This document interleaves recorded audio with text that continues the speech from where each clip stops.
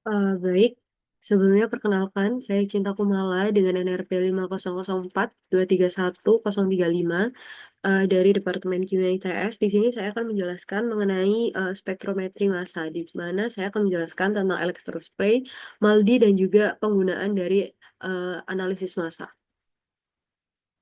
Baik, di sini saya akan menjelaskan terlebih dahulu apa itu spektrometri massa atau MS. Secara teknis, spektrometer massa seharusnya biasa disebut dengan spektrometer massa terhadap muatan, di mana analisisnya dapat memberikan informasi penting mengenai analit yang termasuk dalam struktur, kemurnian, dan juga komposisi. Spektrometri massa ini sangat penting untuk studi isotop stabil atau radionukleotida yang akhirnya biasanya instrumen spektrometri massa ini digunakan secara komersial yang dapat mendeteksi substansi organik secara diagnostik dan muncul di pasaran pada tahun 1940-an sebagai respon terhadap permintaan dari industri minyak.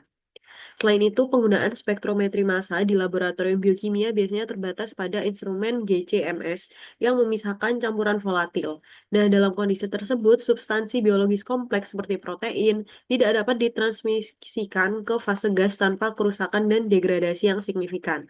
Baru setelah pengenalan teknik ionisasi lembut, spektrometri massa digunakan untuk studi proteomik, di mana spektrometri massa sekarang dapat dihubungkan dengan teknik pemisahan yang lainnya seperti kromatografi cair, tekanan tinggi atau HPLC-MS, dan juga elektrofresis kapiler atau CEMS, yang juga umum digunakan untuk melakukan analisis MS untuk material yang telah dimurnikan atau terkonjugat secara sintesis tanpa menggunakan prosedur pemisahan. Selanjutnya, soft ionisasi teknik atau teknik ionisasi secara lembut. Salah satu metode ionisasi tradisional yaitu EI atau electron impact yang menggunakan berkas elektron yang bertenaga selama proses ionisasi dan hanya beroperasi dalam kondisi vakum saat analit sudah dalam fase gas. Sebuah berkas elektron atau muatan negatif dibentuk dari filamen logam yang dipanaskan, misalnya tungsten, dan elektron-elektron ini dipercepat secara elektrik dan diarahkan untuk bertabrakan dengan sampel yang telah diuapkan, yang nantinya menyebabkan terusirnya elektron dari analit dan pembentukan kation secara radikal bermuatan positif. Kondisi ini biasanya kondisi ini biasanya tidak cocok untuk molekul besar atau banyak bahan biologis, seperti yang sudah tertera pada gambar. Selanjutnya, saya akan menjelaskan mengenai Electrospray Ionization Mass Spectrometry atau biasa disebut ESI-MS, di mana ESI ini adalah teknik ionisasi yang digunakan untuk mengionisasi molekul dalam fase cair dengan cara menerapkan medan listrik kuat pada larutan sampel. Teknik ini biasanya digunakan untuk analisis biomolekul yang besar seperti protein dan peptida. ESI memungkinkan analisis dalam keadaan cair tanpa perlu pemanasan yang tinggi, yang membuatnya cocok untuk analisis senyawa yang mudah terdegradasi. Tergedera. Selanjutnya, yaitu Matrix Assisted Laser Desorption Ionization atau biasa kita sebut sebagai MALDI. MALDI ini merupakan teknik ionisasi yang memanfaatkan laser untuk mengionisasi sampel yang dicampurkan dengan matriks organik. Sampel yang diionisasi dengan cara ini biasanya menghasilkan ion yang dapat dianalisis dengan spektrometer massa. Teknik ini biasanya berguna untuk analisis biomolekuler besar seperti protein dan senyawa kompleks yang lain. Di dalam MALDI, ion diabsorbansi dan dari fase padat. Sampel adalah yang pertama dilarutkan dalam pelarut yang sesuai dan dicampur dengan jumlah berlebih matriks yang sesuai juga. Selanjutnya terlihat nantinya di piringan MALDI yang dikeringkan dengan udara atau di bawah aliran gas nitrogen.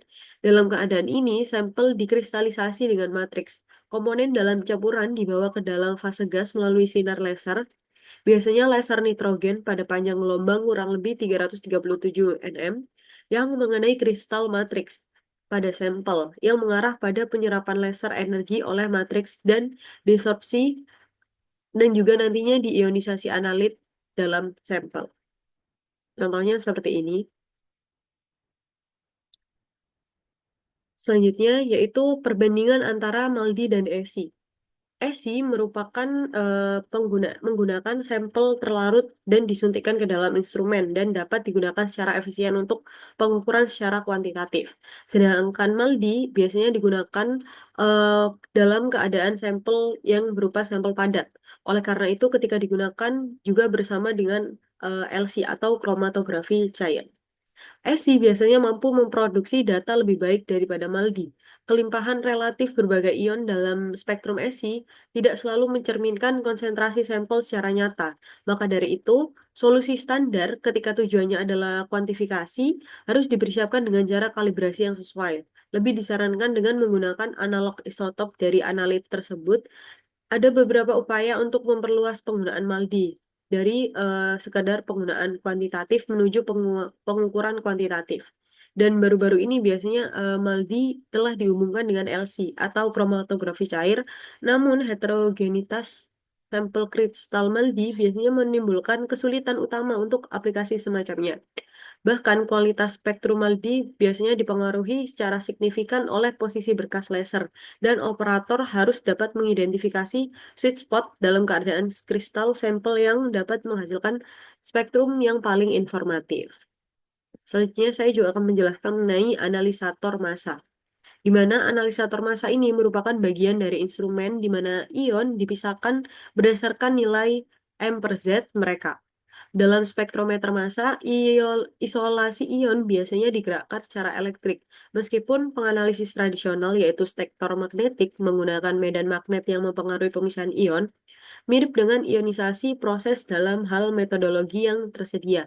Ada banyak sistem yang dapat mengisolasi ion berdasarkan nilai M per Z-nya.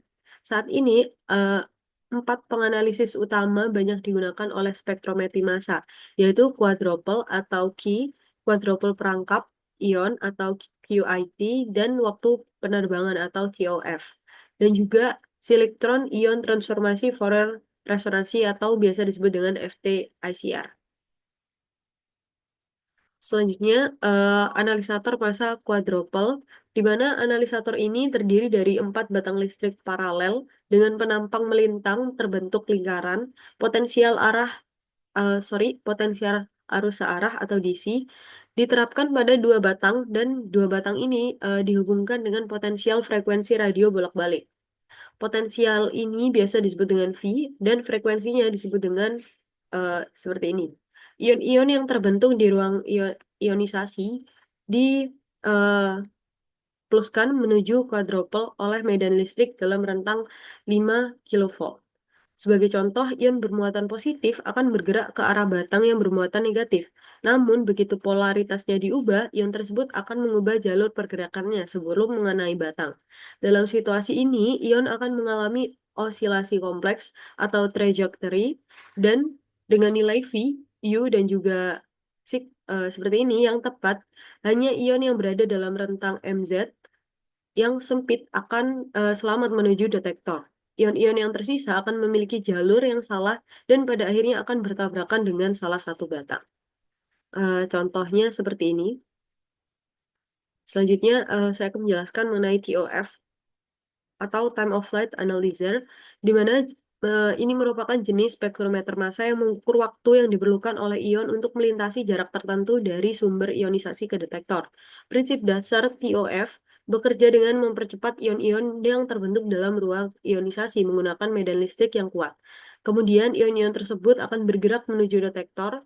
Waktu yang dibutuhkan ion untuk mencapai detektor bergantung pada rasio terhadap muatan atau M per Z, di mana ion dengan massa lebih ringan akan bergerak lebih cepat, sedangkan ion yang dengan massa lebih berat akan bergerak lebih lambat. Dalam analisis TOF, ion-ion terionisasi dimasukkan ke dalam tabung penerbangan atau flight tube dan dibaca oleh detektor setelah melewati jarak tertentu. Waktu perjalanan ion dari sumber ke arah detektor diukur dan berdasarkan waktu tersebut, M per Z masing-masing ion dihitung. Kelebihan utama dari TOF adalah kecepatan dan resolusi yang tinggi dalam analisis massa, yang menjadikannya sangat berguna untuk analisis senyawa kompleks atau campuran. Contohnya seperti ini, TOF analyzer. Selanjutnya yaitu Tandem Mass Spectrometry atau MS per MS.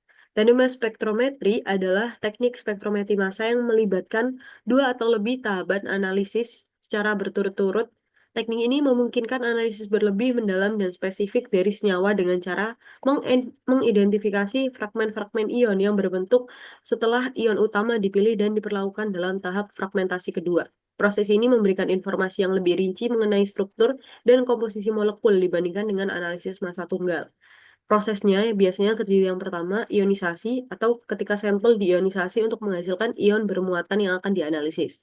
Yang kedua, pemilihan ion atau first stage, di mana ion-ion yang dihasilkan kemudian dipilih berdasarkan rasio massa terhadap muatan atau F per Z dan dipisahkan dari ion yang lain. Yang ketiga, fragmentasi atau second stage, di mana ion terpilih akan ditempatkan dalam sel fragmentasi, di mana mereka akan dihancurkan dengan cara seperti tumbukan dengan gas inert, menghasilkan fragmen ion-ion yang lebih kecil. Dan yang terakhir, analisis fragmen atau third stage, di mana fragmen-fragmen yang dihasilkan akan dianalisis untuk mendapatkan informasi lebih lanjut tentang struktur molekul yang asli. Seperti ini contohnya. Selanjutnya, hybrid quadruple orthogonal time of flight mass spectrometry atau QTOF. Di mana teknik ini menggabungkan dua jenis teknologi analisis massa untuk menggabungkan sistem quadruple yang digunakan untuk pemilihan ion dengan TOF yang digunakan untuk menganalisis massa secara akurat.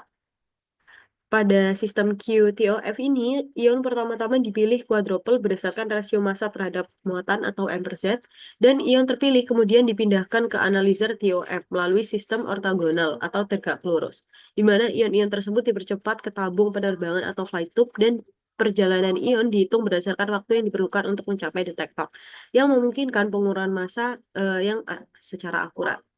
Sehingga dapat disimpulkan 3 poin utama dalam penjelasan saya. Yang pertama, spektrometri massa akan semakin berkembang menjadi alat yang sangat berguna untuk menganalisis jejak sampel biologis serta mengidentifikasi struktur protein dan ekstrak biologis yang belum pernah dikenal sebelumnya. Yang kedua, spektrometri massa bisa melengkapi metode biokimia tradisional seperti NMR dan tersedia dalam berbagai konfigurasi dengan teknik ionisasi dan analisis massa yang disesuaikan untuk aplikasi atau senyawa tertentu. Dan yang ketiga, spektrometri massa membantu menjawab dua pertanyaan penting dalam ilmu kehidupan, yaitu apa dan berapa banyak. Teknik ini terus menarik perhatian peneliti untuk mengembangkan aplikasi baru atau menciptakan komponen perangkat keras dan perangkat lunak yang baru. Sekian yang bisa saya sampaikan, kurang lebihnya mohon maaf. Terima kasih. Wassalamualaikum warahmatullahi wabarakatuh.